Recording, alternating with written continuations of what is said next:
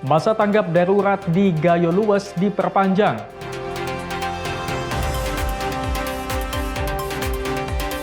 Kapolda Riau tinjau pembagian MBG.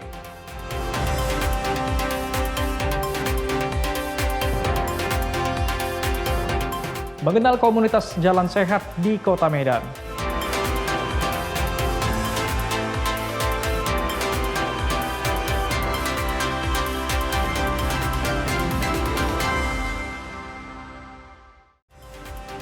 Halo, selamat pagi saudara. Kompas Pagi hari ini hadir dengan beragam informasi penting dan menarik dari Sumatera bagian utara. Selain 3 sorotan tadi, sejumlah informasi lainnya akan kami sajikan dalam Kompas Pagi. Bersama saya Emir Syapurba, inilah Kompas Pagi selengkapnya di Kompas TV, independen terpercaya.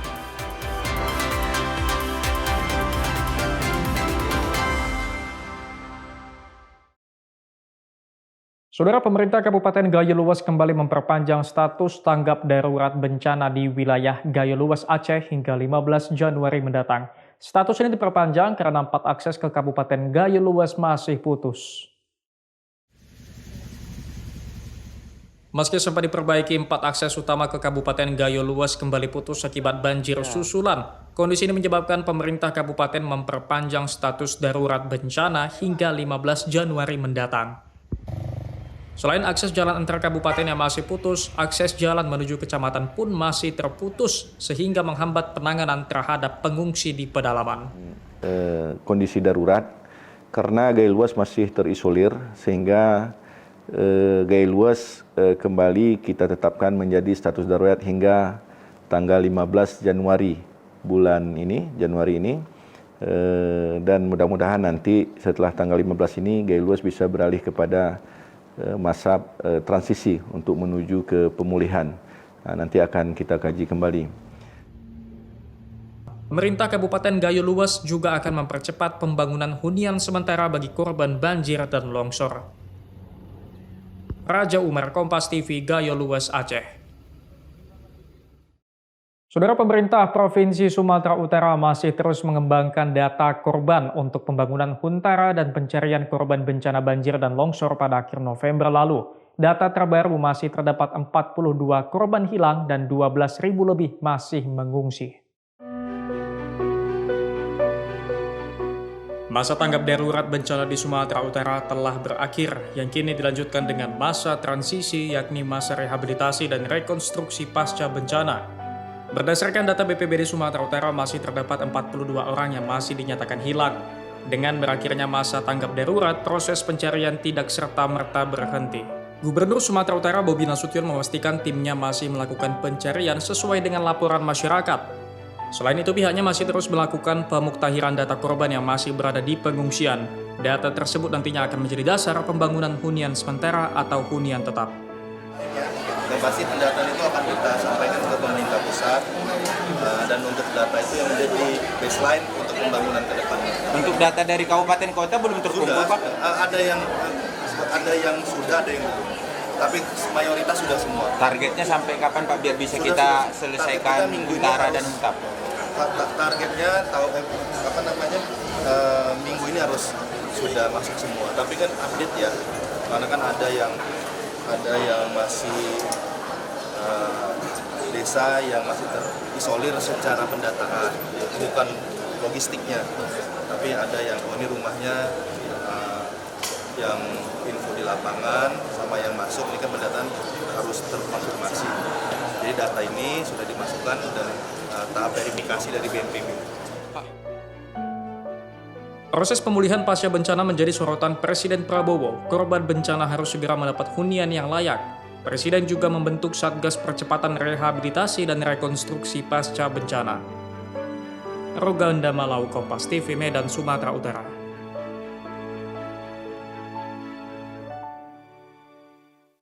Saudara, sebuah kendaraan milik warga terjebak lumpur saat melintasi jalan utama menuju Kecamatan Pining, Kabupaten Gayo Luas. Setelah 6 jam terhenti, kendaraan akhirnya berhasil ditarik petugas kepolisian.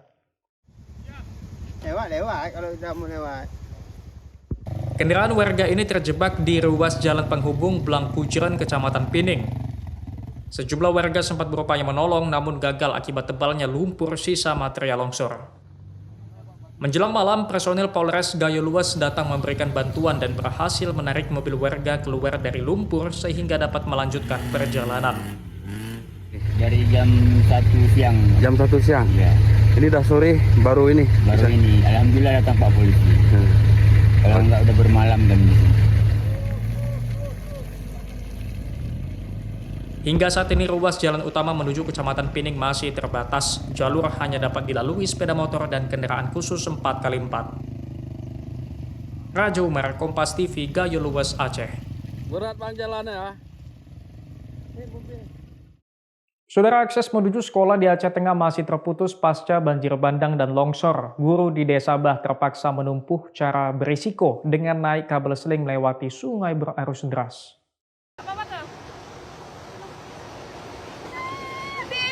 Video ini memperlihatkan dua orang guru asal Desa Bah, Kecamatan Ketol, Aceh Tengah, Aceh, menyeberangi Sungai Ketol dengan bergantung pada kabel seling.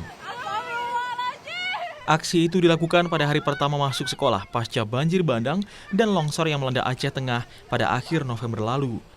Tanpa pengaman atau pelampung, kedua guru ini terpaksa menembus derasnya air sungai demi sampai ke sekolah.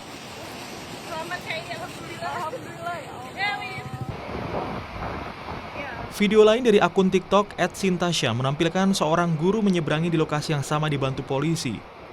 Hingga saat ini, akses menuju SMP Negeri 44 Takengon masih terputus akibat bencana. Penyeberangan menggunakan kabel seling menjadi satu-satunya jalur yang dapat dilalui untuk menjalankan aktivitas belajar mengajar. Perjuangan ini menjadi gambaran dedikasi guru di daerah terpencil yang tetap mengabdi meski harus berhadapan dengan resiko demi masa depan anak bangsa. Zikri Maulana, Kompas TV Aceh Tengah, Aceh. Saudara, untuk penanganan sementara pasca banjir bandang, Cabang Dinas Pendidikan Aceh wilayah Kabupaten Pidi Jaya menyebut akan membangun 6 ruang kelas darurat di lokasi.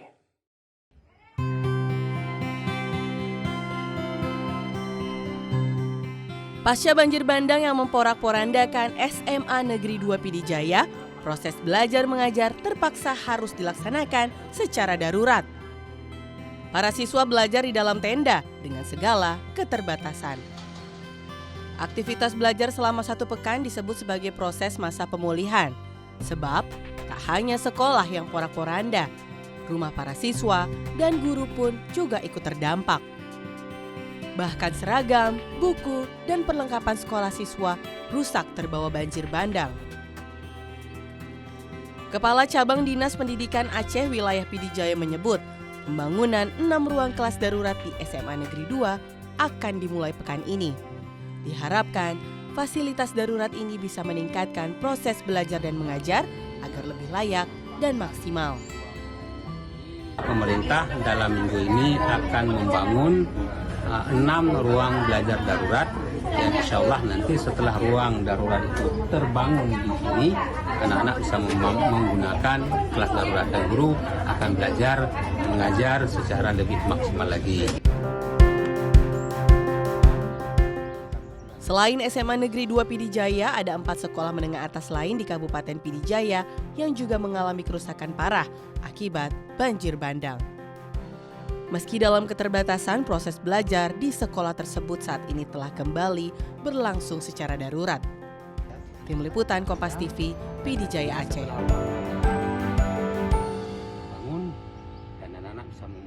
Saudara, satu persatu sekolah di Kabupaten Aceh Utara yang terdampak banjir bandang berangsur aktif kembali. Sejumlah sekolah menerapkan kurikulum darurat di masa pemulihan ini. Meski banyak siswa yang tak menggunakan seragam, anak-anak ini bersemangat datang ke sekolah mereka di SD Negeri 5 Kecamatan Samudra, Kabupaten Aceh Utara, Aceh.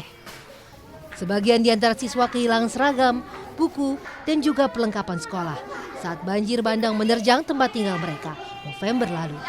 Bersama para guru, anak-anak ini juga mencari dan mengumpulkan buku-buku pelajaran yang masih dapat digunakan. Saat ini aktivitas pembelajaran di sekolah dilaksanakan dengan menerapkan kurikulum darurat. Selain materi pelajaran, guru juga memberikan pendampingan dan pemulihan psikologis agar para siswa dapat kembali bersemangat pasca bencana. Alhamdulillah untuk ruang kelas semuanya sudah bersih, tapi untuk halaman masih belum steril. Cuman kami kan untuk saat ini kami menggunakan kurikulum darurat, yaitu tidak belajar sepenuhnya. Gimana itu belajar kurikulum darurat, Bu? Maksudnya tidak belajar pelajaran sepenuhnya seperti biasa. Jadi anak-anak lebih ke rumah ini. Tetap ini ya, berinteraksi dengan siswa, ya? Iya, tetap. Akibat banjir bandang, seluruh peralatan elektronik serta perlengkapan mengajar di sekolah mengalami kerusakan berat hingga tidak dapat digunakan. Namun demikian, pihak sekolah tetap berupaya memaksimalkan proses pembelajaran yang disesuaikan dengan kondisi saat ini. Zikri Maulana, Kompas TV, Aceh Utara, Aceh. Kapolda Riau tinjau pembagian MBG, saksikan usai jeda.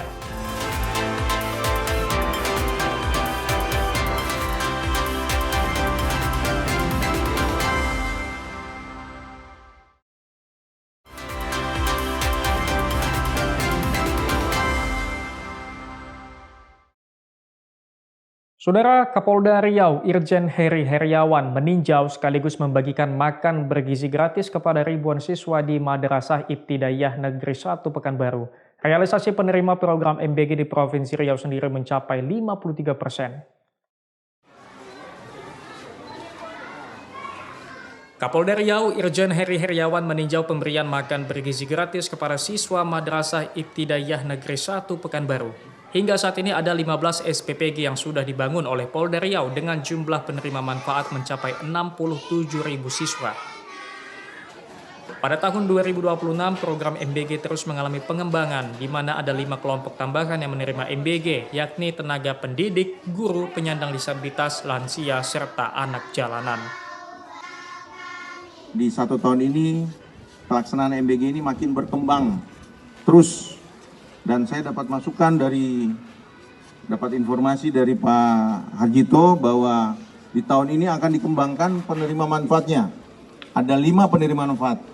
Yang pertama itu adalah tenaga pendidik, yang kedua guru, yang ketiga difabel, kemudian lansia, dan anak-anak jalanan. Di seluruh Provinsi Riau sudah membangun 15 SPPG, 3 lagi tahap pembangunan, berarti total insya Allah ada 18. Dengan total sementara penerima manfaat adalah sekitar 67.000 sekian murid atau siswa. Realisasi penerima MBG di Provinsi Riau hingga akhir Desember 2025 mencapai 53% atau 1 juta jiwa lebih. Sementara jumlah target penerima MBG di Provinsi Riau mencapai 2 juta jiwa lebih. Sawino Ardi, Kompas TV, Pekanbaru, Riau. Saudara Gubernur Sumatera Utara Bobi Nasution tanggapi mobil listrik yang terbakar di Kota Medan adalah bukan miliknya. Menanggapi informasi yang ramai di media sosial, dugaan mobil listrik milik Gubernur Sumatera Utara terbakar, Bobi Nasution memastikan mobil yang terbakar bukanlah miliknya. Bobi juga menyarankan untuk melakukan pengecekan melalui tanda nomor kendaraan mobil listrik tersebut guna memastikan identitas pemilik mobil. Dicek aja kan itu plat mobilnya ada, pada semua silahkan dicek. Berarti bukan mobil pas ya? Ya, dicek saja, itu kan terbuka, nggak ada ditutup-tutupin platnya apa, nggak ada, silahkan dicek saja. Tim Liputan Kompas TV. Saudara, tim gabungan Direktorat Penindakan dan Penyidikan Bea Cukai menggerebek gudang rokok ilegal di Kota Pekanbaru, Riau. Sebanyak 160 juta batang rokok ilegal beserta 3 orang diamankan petugas. Penggerebekan gudang rokok ilegal tanpa dilengkapi pita cukai di Kecamatan Payung Sekaki, Kota Pekanbaru, Riau terjadi pada Selasa malam kemarin. Dari penindakan itu, petugas menemukan 16.000 karton rokok ilegal berbagai merek dengan jumlah mencapai 160 juta batang. Berdasarkan perhitungan sementara, nilai rokok ilegal tersebut mencapai 399 miliar rupiah dan potensi kerugian negara dari sektor cukai mencapai 213 miliar rupiah. Selain mengamankan rokok ilegal, petugas juga mengamankan 3 orang untuk menjalani pemeriksaan lebih lanjut. Kurang lebih ada sekitar 160 juta batang rokok ilegal yang terdiri dari rokok impor maupun rokok lokal. Ini menjadi suatu peringatan ataupun mengindikasikan bahwa peredaran rokok ilegal masih marak.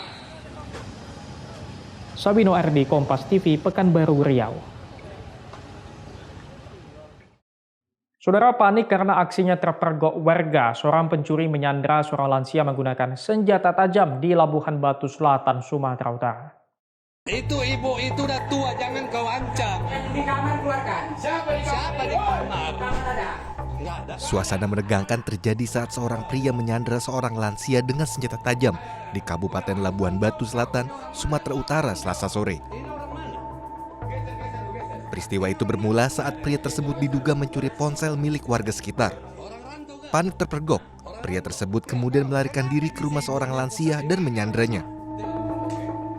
Aksi penyandaran itu mengundang perhatian warga, hingga akhirnya petugas Polsek Kota Pinang datang dan melakukan negosiasi dengan pelaku. Kemudian petugas kita bersama dengan warga bekerja sama untuk mengalihkan perhatian. Jadi petugas polisi yang ada di TKP mengalihkan perhatian sehingga warga juga membantu untuk mengamankan terduga pelaku. Korban akhirnya berhasil diselamatkan tanpa mendapatkan luka serius. Sementara pelaku ditangkap untuk proses penyelidikan. Tim Liputan, Kompas TV. Saudara, seorang anak berumur 4 tahun tertembak peluru nyasar saat terjadi tawuran di kawasan Jalan Medan Belawan, Sumatera Utara. Akibat insiden itu, korban mengalami luka serius di bagian mata dan harus dirawat di rumah sakit. Kejadian anak tertembak peluru nyasar itu terjadi pada Senin lalu. Ibu korban Romanda Sapriati Siregar bilang saat itu ia sedang naik becak bersama anaknya untuk menjemput suami di Pasar Baru. Di tengah perjalanan mereka berhenti karena ada tawuran pemuda. Tiba-tiba sang anak menangis. Setelah dilihat ternyata mata anaknya terkena tembakan. Romanda langsung membawa anaknya ke klinik terdekat untuk mendapatkan pertolongan. Setelah diperiksa, ternyata peluru mengenai matanya hingga akhirnya korban harus dibawa ke RSUD Piringadi Medan. Dari hasil CT scan RSUD Piringadi, peluru yang bersarang di mata anaknya itu adalah peluru senapan angin. Kita udah macet gitu, orang perang terpacak situ, nggak tahu tiba-tiba dari mana peluru, dia udah kita tolong gitu. Mak katanya itu udah darah semua, Bang. Itu langsung kakak larikan ke rumah sakit? Nggak, peluk dulu, karena kan waktu itu rumah sakit PHC diblokir, tutup kan karena perang. Jadi bawa klinik belakang PHC, klinik ERA kami bawa. Tapi ibu itu bilang ini nggak berani karena dia dekat mata, takutnya kena mata jadi salah, jadi nggak berani pegang, bawa aja ke rumah sakit PHC. Dari klinik udah lari-lari gendong dia sampai ke rumah sakit PHC itu. Nggak nampak lah, Bang. Romanda sangat mengharapkan bantuan dari pemerintah untuk menolong anaknya agar pulih kembali. Rencananya, korban akan dirujuk ke Rumah Sakit USU Medan karena di RSUD Piringadi Medan belum ada dokter bedah mata. Dedi Zulkifli Tarigan, Kompas TV Medan, Sumatera Utara.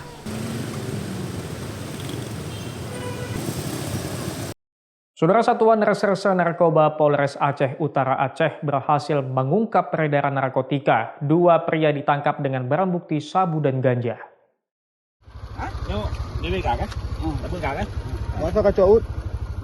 Inilah detik-detik saat tim Satuan Narkoba Polres Aceh Utara Aceh menangkap pelaku tindak pidana narkotika. Kedua pelaku masing-masing berinisial SW dan MN ditangkap di lokasi terpisah dalam Kecamatan Baktia, Aceh Utara. Dari tangan tersangka SW, polisi mengamankan 1 paket sabu seberat 0,35 gram. Sedangkan dari tersangka MN, petugas menyita 4 paket sabu dengan total berat 10,53 gram serta 1 paket ganja seberat 2,80 gram. Dari hasil pemeriksaan awal, SW diketahui berperan sebagai kurir narkoba. Pengembangan kasus kemudian mengarah ke tersangka MN yang berhasil ditangkap di rumahnya. Yang pertama kita amankan saudara SW ketika dia mau menyerahkan narkotika jenis sabu kepada anggota kita yang melakukan undercover buy, dan pada saat tiba di tempat anggota langsung dilakukan penangkapan. Zikri Maulana, Kompas TV Aceh Utara Aceh. Mengenal komunitas jalan sehat di Kota Medan, saksikan usai jeda.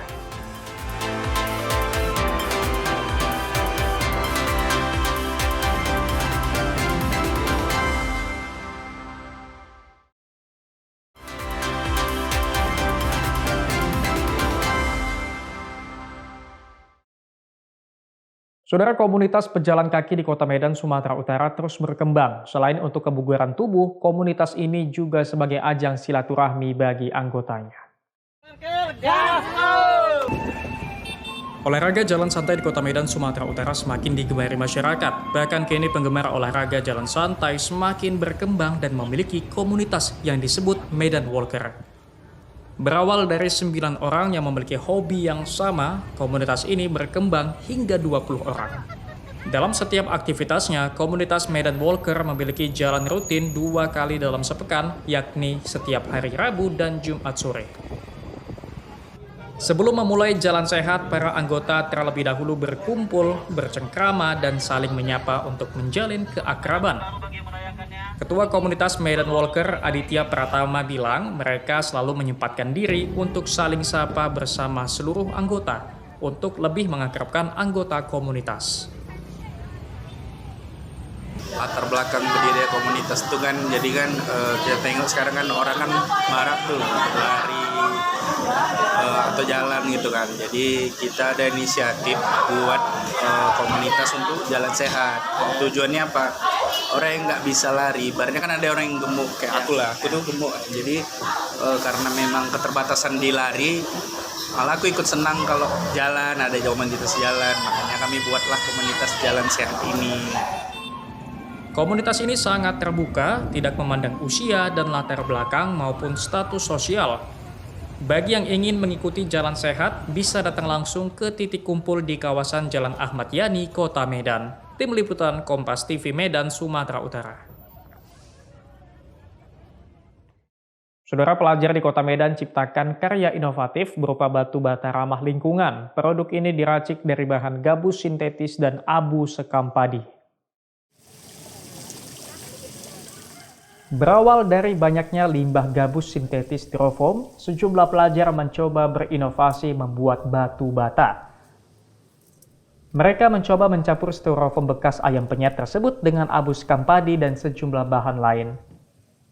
Setelah bereksperimen beberapa kali, akhirnya mereka mendapatkan hasil sempurna, batu bata ramah lingkungan yang kuat, ringan, dan tahan panas. Tim kreatif yang terdiri dari Raikonen, Fiona Kalista Amada, Syed Muhammad Rifai bin Syed Saiful, Raihana Faiha Azarin, dan Muhammad Ali Haidar Lubis berhasil menyabet Best Award kategori Civil and Construction Technology dalam ajang International Competition on Science, Technology, Engineer, and Mathematics di Kuala Lumpur, Malaysia pada 9-11 Oktober 2025 yang lalu. Karya tersebut bahkan telah terdaftar secara resmi di Kementerian Hukum dan HAM Republik Indonesia sebagai produk orisinalitas dan nilai ilmiah. Pertama, kami persiapannya selama sebulan dan juga kendala-kendalanya. Pertama ada takarannya yang nggak pas, jadi ada batu batanya yang barusan dibuat langsung hancur gitu-gitu. Itu berapa lama risetnya? Risetnya, kalau pengerjaan produknya kami seminggu, kalau untuk pengerjaan yang seperti PPT dan lain-lain itu 2 mingguan. Selain itu, produk ciptaan pelajar ini juga mengantarkan mereka meraih double gold medal dan special award dalam kompetisi yang diikuti lebih dari 300 peserta dari 8 negara ASEAN. Sementara itu, Kepala Sekolah Dahliana menyampaikan mereka selalu mendukung ide inovasi dan kreativitas siswa seperti penelitian, sains, seni, hingga olahraga. Kita untuk rekrutan untuk bidang penelitian sendiri, kita buat selain klub, ada misalkan pendaftaran kita berikan kepada anak-anak informasi. Kita buat pengumuman besar-besaran untuk anak-anak bisa mendaftar kepada Wakasek kesiswaan, dilanjutkan dengan proses interview, proses akademik, seleksinya, dan juga proses kemampuan bahasa Inggris. Lalu mereka nanti diuji kembali dengan menampilkan ide melalui seminar proposal. Siapa sangka dari selembar styrofoam bekas, sejumlah pelajar mampu melahirkan harapan baru bagi masa depan dengan menciptakan produk bahan bangunan ramah lingkungan. Dedi Zulkifli Tarigan, Kompas TV Medan, Sumatera Utara. Saudara, sebuah sanggar kecil bernama Teater Dermaga menjadi ajang anak-anak remaja di sekitar Pelabuhan Belawan untuk mengembangkan kreativitasnya. Di sanggar ini anak-anak remaja belajar berbagai hal seperti menari, membaca puisi, hingga belajar seni peran. Hampir setiap sore, halaman kantor Ditpol Air Polda Sumut berubah menjadi ruang kecil penuh harapan. Di antara deru kapal yang bersandar dan semilir angin laut, sekelompok remaja membentuk lingkaran untuk mengembangkan kreativitas seni yang dimilikinya. Jadi apa? Para remaja ini tergabung dalam sanggar teater yang digagas oleh sejumlah pegiat seni. Di sanggar ini mereka belajar seni peran, menari, hingga membaca puisi. Berdetak, kami mati muda. Melalui teater dermaga, anak-anak remaja diharapkan dapat terhindar dari pengaruh narkoba atau tindak kriminalitas lainnya. Alhamdulillah ada sebagian anak-anak yang terlibat dengan tawuran, ada yang terlibat dengan narkoba, ada yang sudah tidak menentu hidupnya, direkrut kemarin dan mereka merasa berarti lagi hidup itu. Alhamdulillah teater ini bisa merubah mereka. Dan banyak terlihat di latihan tadi ada anak-anak dan sebagian itu ya, ada lagi yang belum datang.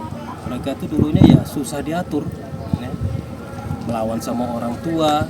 Tapi setelah kita bina, kita adakan namanya pembaiat, kita adakan ini latihan alam, kemudian mereka sadar bahwa hidup itu harus begini, jalan baiknya harus begini, begini tidak baik, itu kita perkenalkan sama mereka. Dan kini pengelola teater dermaga berharap lebih banyak anak-anak remaja yang bergabung, sehingga bisa lebih mengembangkan kreativitas di jalur yang positif. Dedi Zulkifli Tarigan, Kompas TV, Medan, Sumatera Utara.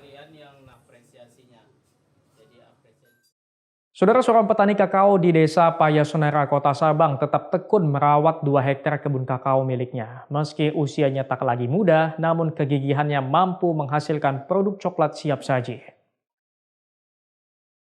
Di usianya yang tak lagi muda, Abdullah tetap bergerak lincah di antara rimbun pepohonan kakao miliknya. Setiap pagi ia membawa gunting dan parang lalu memulai rutinitas yang telah dijalaninya lebih dari 30 tahun. Dengan cekatan ia memotong dahan-dahan yang menghambat pertumbuhan buah, bahkan tak segan memangkas dahan yang masih berbuah demi memberi ruang bagi buah lain untuk berkembang maksimal di atas lahan 2 hektar itu. Musim panen selalu membawa senyum bagi Abdullah. 2 kali seminggu ia memanen buah-buah kakao yang kini bernilai mencapai Rp50.000 per kilogram. Di tengah meningkatnya harga dan permintaan, ia tetap melakukan peremajaan tanaman agar kebunnya terus produktif. Ketekunannya menjaga kualitas kakao bukan hanya menghidupi keluarganya, tetapi juga memberi nilai bagi UMKM lokal yang kini mengolah hasil kebunnya menjadi beragam produk coklat khas Sabang. Abdullah telah menjadi bagian penting dalam rantai produksi coklat yang mengangkat nama kotanya hingga dikenal wisatawan. Kalau pabrik, kalau fermentasi itu sekitar 45. Itu yang masih mali, tapi kalau yang grade mungkin sampai 50 tuh. Coklat Sabang dikenal berkualitas tinggi dengan cita rasa khas. Melalui Koperasi Produsen Kakao Jaya Mandiri, biji kakao asli Sabang diolah menjadi produk premium bernama Cokbang yang kini banyak diburu wisatawan. Menggunakan 100% kakao lokal dari para petani sebanyak 30 petani bergabung dalam koperasi ini. Coklat Sabang telah menjadi oleh-oleh unggulan Kota Sabang dengan omset yang melonjak hingga lebih dari Rp300 juta per tahun. Kita sudah memproduksi itu bubuk kakao. Nah, untuk coklat komponnya kita sudah ada 7 jenis, dan coklat premium konveturnya kita sudah ada 3 jenis, 50%, 70%, dan 80%. Nah, alhamdulillahnya saat ini segmentasi pasar Cokbang itu adalah pariwisata, Pak. Jadi wisatawan-wisatawan lokal maupun wisatawan asing. Dengan cita rasa coklat khas Sabang ini karena menurutnya coklat Sabang ini punya rasa yang khas dan otentik. Varian produk coklat Sabang dari Koperasi Produsen Kakao Jaya Mandiri diantaranya coklat batang rasa susu, kacang mete, bubuk coklat hingga teh coklat. Itu rasanya seperti Cadbury. Cadbury tahu? Cadbury ya. Yang milknya, milk chocolate. Ya, rasanya seperti itu. Syahril Mustajab, Kompas TV, Sabang, Aceh. Presiden berikan bonus untuk peraih medali. Saksikan usai jeda.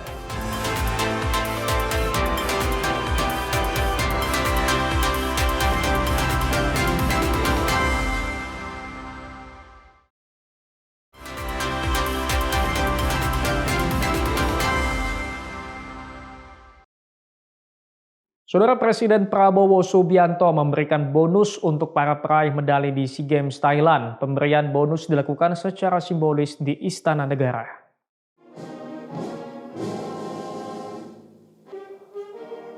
Pemberian bonus ini merupakan apresiasi pemerintah atas prestasi gemilang kontingen Indonesia di SEA Games 2025 Thailand. Pada perhelatan olahraga se-Asia Tenggara, kontingen Indonesia finish sebagai runner-up di klasemen akhir. Untuk peraih medali emas, khususnya atlet perorangan, negara memberikan uang sejumlah 1 miliar rupiah, sementara peraih perak mendapat bonus sejumlah 315 juta rupiah, dan peraih perunggu senilai 157 juta rupiah. Presiden Prabowo Subianto bilang bangga dan berterima kasih atas pencapaian para atlet. Saya sebagai kepala negara, kepala pemerintah dan sebagai pribadi menyampaikan terima kasih saya pada saudara-saudara sekalian atas keberhasilan saudara menjaga kehormatan bangsa Indonesia. Mohon izin kami pandu. Tim Liputan Kompas TV. Saudara, duel klasik antara Persib Bandung kontra Persija Jakarta akan sangat kontras dan memiliki gaya bermain yang jelas. Macan Kemayoran sangat produktif sementara Maung Bandung disiplin dalam bertahan. Tak hanya soal kalah dan menang, duel ini juga menjadi pertaruhan adu gengsi. Usai menelan hasil imbang kontra Persik Kediri, Persib Bandung langsung mengalihkan fokus untuk menghadapi Persija Jakarta di duel klasik. Di bawah arahan langsung sang pelatih Boyan Hodak, sejumlah pemain nampak tak hadir dalam latihan. Beckham Putra, Teja Paku Alam, dan Andri Yung mengalami cedera kala bentrok kontra Persik Kediri di laga sebelumnya. Kedua tim memiliki perbedaan yang sangat kontras. Maung Bandung merupakan tim yang paling sedikit kebobolan, hanya 11 kali. Sementara Macan Kemayoran sangat produktif telah mencipta 32 gol musim ini. Pelatih Boyan Hodak bilang melawan Persija akan menjadi pertarungan yang bagus. But they're good. They have better squad than last year. They bring lots of new players. They invest lots of money to buy good players. I think that they invest the most this year of all teams in the league. So I think it will be a good game, and I hope we will have positive result at home. Sama-sama mengumpulkan 35 angka serta berada di posisi 2 dan 3 klasemen, membuat laga adu gengsi di GBLA memiliki bobot yang signifikan dalam perebutan gelar juara. Ahmad Fadilah, Kompas TV, Bandung, Jawa Barat. Saudara, kedatangan Bernardo Tavares akan berdampak pada komposisi pemain Persebaya, khususnya pemain asing. Perombakan pemain, khususnya pemain asing, akan dilakukan Bernardo Tavares di tubuh Persebaya. Dari 9 pemain asing, sejumlah nama disebut akan dicoret dan digantikan pemain baru. Kabarnya juru taktik asal Portugal ini akan mendatangkan mantan anak asuhnya di PSM Makassar. Bernardo Tavares mengaku ada sejumlah pemain PSM Makassar yang menghubunginya dan meminta bergabung ke Bajul Ijo. Namun ahli strategi yang antara PSM Makassar juara musim 2022-2023 menghormati kontrak pemain dengan mantan klubnya tersebut. I know some players from PSM Makassar contact me when see that I sign here. But we must be humble and we must respect. They have contract with PSM Makassar, okay? So we cannot make things to another club because we don't also want that other club make these things to us. So we need to respect the contracts. We need to respect. Mahendra Triginanjar, Kompas TV, Surabaya, Jawa Timur. Saudara, pengurus besar Persatuan Tarung Campuran Indonesia siapkan atletnya untuk lolos ke Asian Games 2026. Salah satunya dengan mengirimkan 11 atlet ke AMA Championship 2026 di Tiongkok. Third AMA Championship 2026 dimanfaatkan PB Pertacami untuk mematangkan atletnya menuju Asian Games 2026 Nagoya. Masuknya MMA ke Asian Games dianggap Ketua Umum PB Pertacami Tommy Paulus Hermawan tak sekedar debut cabang olahraga, melainkan bukti perkembangan olahraga tarung campuran ini semakin kompetitif. 11 atlet yang bertanding di Luchou, Tiongkok 9-11 Januari ini sekaligus sebagai ajang kualifikasi menuju Pesta Olahraga Asia September mendatang. Akan ada 5 atlet di kategori tradisional MMA dan 6 atlet di kategori modern MMA.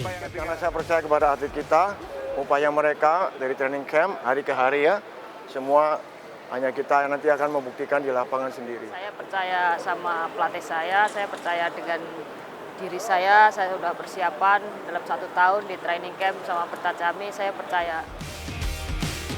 Tak hanya mengirimkan atletnya, Indonesia juga mengirim salah satu pelatih pelatnas Agung Maulana sebagai wasit di Tiongkok nanti.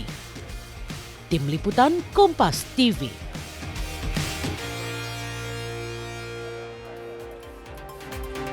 Masa tanggap darurat di Gayo Luas diperpanjang. Saksikan usai jeda.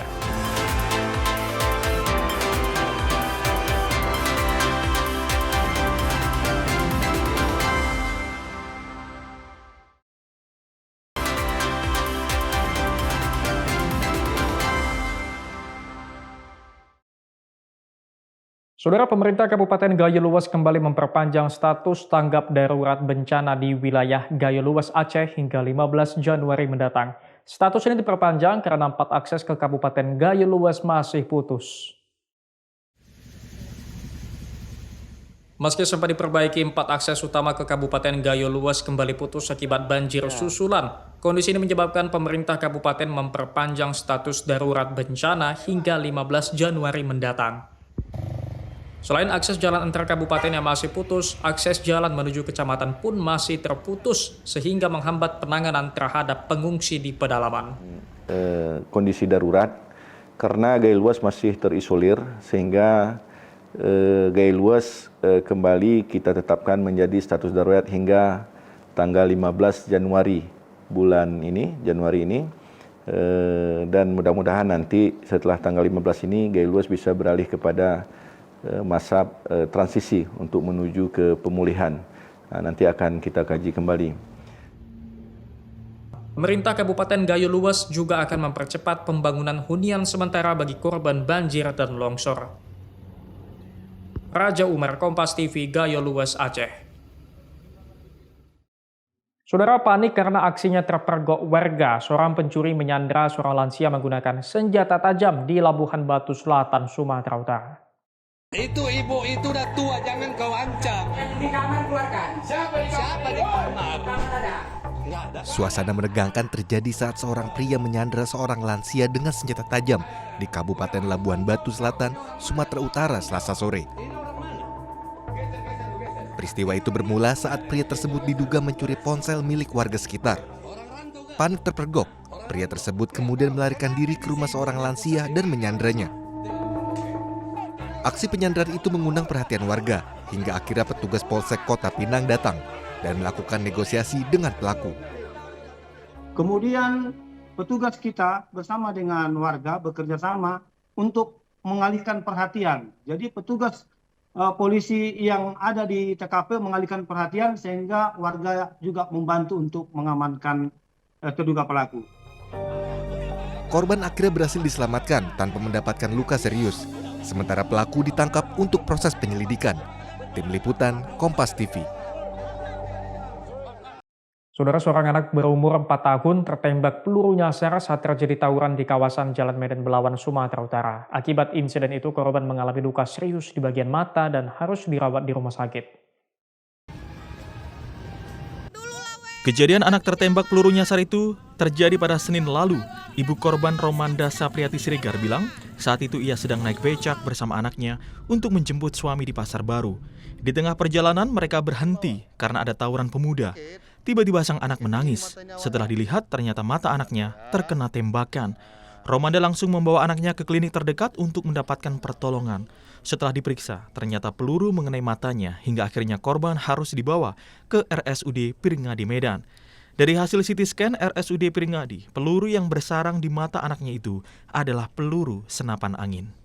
Kita udah macet gitu, orang perang terpacak situ, nggak tahu tiba-tiba dari mana peluru, dia udah kita tolong gitu. Mak katanya itu udah darah semua Bang. Itu langsung kakak larikan ke rumah sakit? Nggak, peluk dulu, karena kan waktu itu rumah sakit PAC diblokir, tutup kan karena perang. Jadi bawa klinik belakang PAC, klinik ERA kami bawa. Tapi ibu itu bilang ini nggak berani karena dia dekat mata, takutnya kena mata jadi salah, jadi nggak berani pegang, bawa aja ke rumah sakit PAC. Dari klinik udah lari-lari gendong dia sampai ke rumah sakit PAC itu. Nggak nampak lah Bang. Romanda sangat mengharapkan bantuan dari pemerintah untuk menolong anaknya agar pulih kembali. Rencananya, korban akan dirujuk ke Rumah Sakit USU Medan karena di RSUD Peringadi Medan belum ada dokter bedah mata. Dedi Zulkifli Tarigan, Kompas TV Medan, Sumatera Utara.